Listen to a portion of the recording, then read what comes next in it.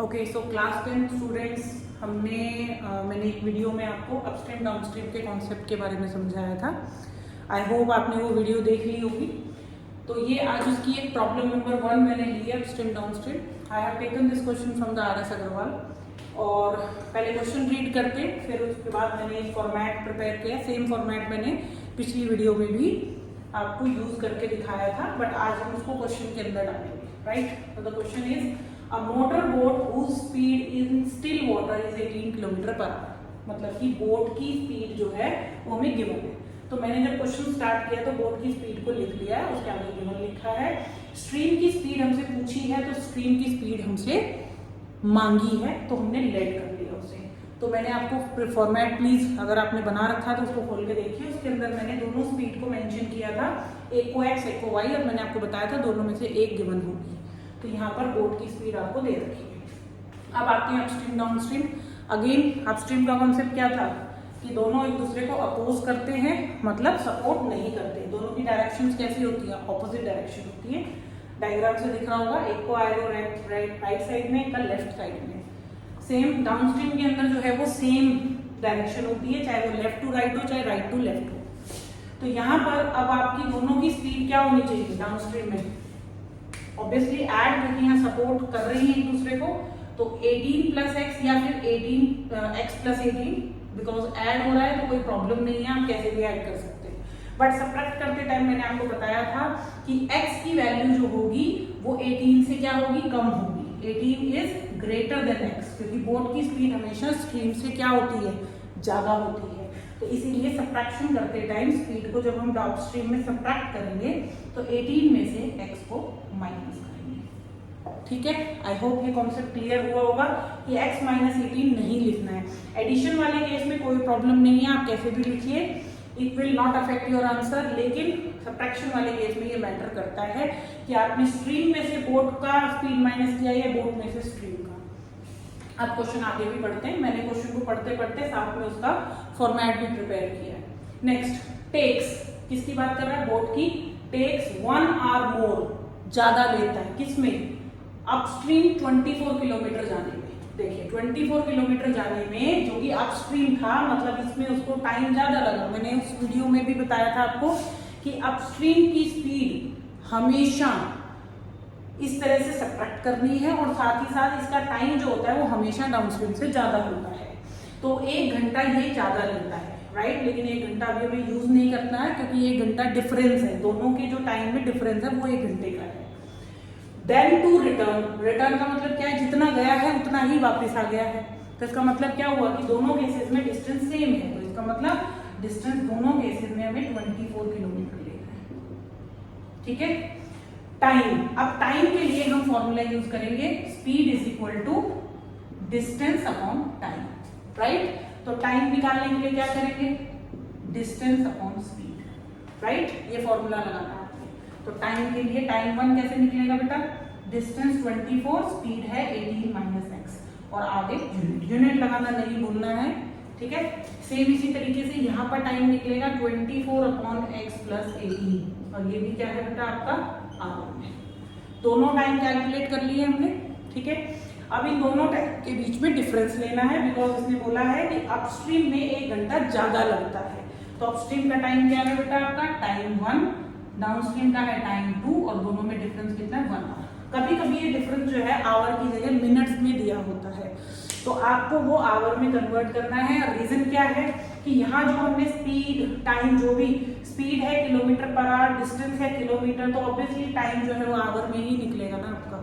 इसीलिए यहाँ पर जो डिफरेंस होता है वो भी आपका आवर में ही होना चाहिए। इसीलिए अगर ये 1 घंटे की जगह 60 मिनट 30 मिनट दिया होता तो we have to convert it into hours, right. अब हम इन दोनों टाइम्स का क्या करेंगे? डिफरेंस करेंगे। मैंने यहाँ T1 minus T2 is equal to 1 hour लिख दिया। अब हम इसमें वैल्यूज डालेंगे। T1 की जगह डालेंगे T1 माइनस T2, अगर 1 आवर के बराबर है। टाइम 1 है हमारा 24 upon 18 minus x, minus, please जब भी बीच में माइनस हो ब्रैकेट्स लगाना ना भूले, इसी की वजह से साइन की मिस्टेक्स हो जाती है। तो यहाँ 24 upon 18 plus x. I hope यहाँ तक क्लियर हो गया होगा आपको, राइट। यहाँ से हमें अब क्वाड्रेटिक इक्वेशन मिलेगी जिसको कि आप फर्दर मिडिल टर्म या फिर डिस्क्रिमिनेंट से सॉल्व कर सकते हैं। तो यहाँ पर पहुंचने के बाद अगर न्यूमरेटर में कुछ वैल्यूज ऐसी हैं जो कॉमन ली जा सकती है, मतलब बिल्कुल सेम है, कई बार ये सेम भी होती है, कई बार सेम नहीं होती है, बट स्टिल कुछ ना कुछ कॉमन निकाल लेते हैं हम। तो कॉमन अगर निकल सकता है तो प्लीज जरूर निकालिएगा, इससे कैलकुलेशन बहुत इजी हो जाती है। तो मैंने यहाँ से 24 जो मेरा कॉमन था वही मैंने निकाल लिया। ठीक है, अब इस 24 को 1 के नीचे ले जाएंगे और यहाँ पर हमारे पास बचेगा ये। ठीक है, अब हमें इसको सिंप्लीफाई करना है बाय टेकिंग द एलसीएम। तो एलसीएम होगा 18 माइनस एक्स। अब देखिए डायरेक्ट लिख सकते हैं 18 माइनस एक्स 18 प्लस एक्स, दोनों मल्टीप्लाई होंगे, राइट।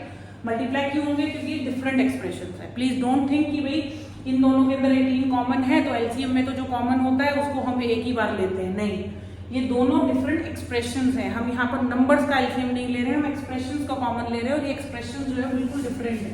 तो इसीलिए यहाँ पर हम A square minus B square का फॉर्मूला लगाएंगे, बिकॉज ये A minus B and A plus B है।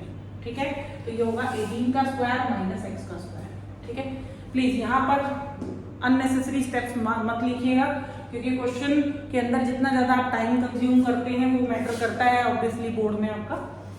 अब आपको मैं, क्योंकि यहाँ इन दोनों को मल्टीप्लाई करके ही हमने यहाँ एलसीएम लिखा है, तो they will be cross. I hope आपको पता होगा। तो ये 18 प्लस एक्स इधर आ जाएगा और बीच में नेगेटिव साइन है, इसी वजह से मैं दोनों एक्सप्रेशंस को ब्रैकेट में रख रही हूँ और यहाँ हो गया 1/20। ठीक है, ब्रैकेट जरूर लगाना है एक्सप्रेशंस के केस में, अदरवाइज नेगेटिव और पॉजिटिव ये साइन जो है ये गड़बड़ हो जाते हैं। बीच में अगर नेगेटिव साइन है तो, पॉजिटिव है तो कोई प्रॉब्लम नहीं है, आप बिना ब्रैकेट्स के भी इनको यूज कर सकते हैं। अब हम जैसे ही ओपन करेंगे 18 नेगेटिव हो जाएगा और एक्स पॉजिटिव हो जाएगा।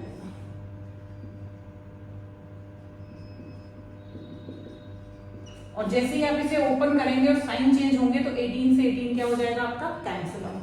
And 2x and x 2x, 324 minus x square equal to 1/24। अब क्या करना है आपको?